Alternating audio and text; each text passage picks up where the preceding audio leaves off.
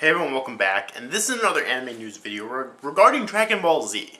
Now, I've yet to see the movie that came out like a year or two ago, Battle of Gods, so I don't really...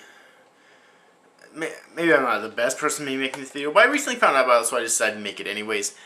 Just because I haven't been in my Dragon Ball Z kick in years.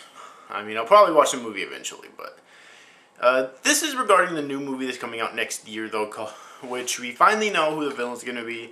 It's Freeza. Frieza's coming back. Now, I have mixed feelings about this. Like, in terms of my favorite Dragon Ball Z villains, it was always Cell. Like, Cell was always my favorite Dragon Ball Z villain ever since he was introduced. And he still is, okay? I thought Cell was amazing when I was a kid, okay? And, I mean, Freeza was really cool, too. And I'm not iffy about this because Frieza's coming back specifically.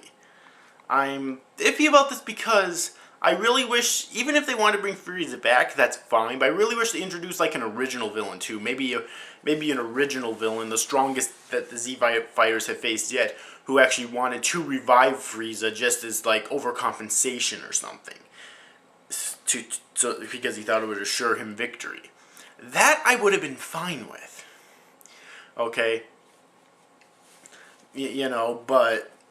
just bringing as far as I mean, it's called Frieza's Resurrection, so that leads us to believe it's only about Frieza being the villain, and that kind of disappoints me a bit. I mean, if they wanted to bring Frieza back, I'd be perfectly fine with that, but introduce another new villain too, you know what I mean? Also, Akira Toriyama, I mean, this is 2014. Akira Toriyama could at least try to add some depth to his villains, you know what I mean?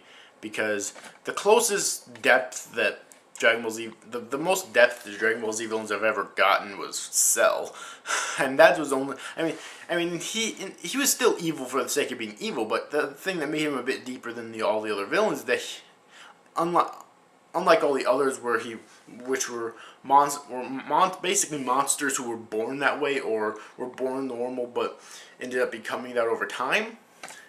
He was a man-made monster. That's why I always loved Cell so much. He was basically Dragon Ball Z's interpretation of mad science gone horribly wrong. Okay, but that's the closest Dragon Ball Z's ever gotten to deep villains. And this is 2014. I really wish that Akira Toriyama would actually buckle down and try to create some deeper and more complex villains. Okay.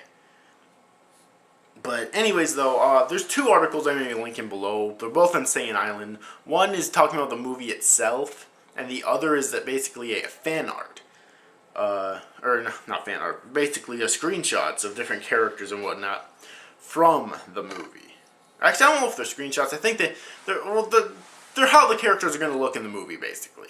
I don't really know what to call them, but they're both on Saiyan Island. I'll put links to them in the description box below.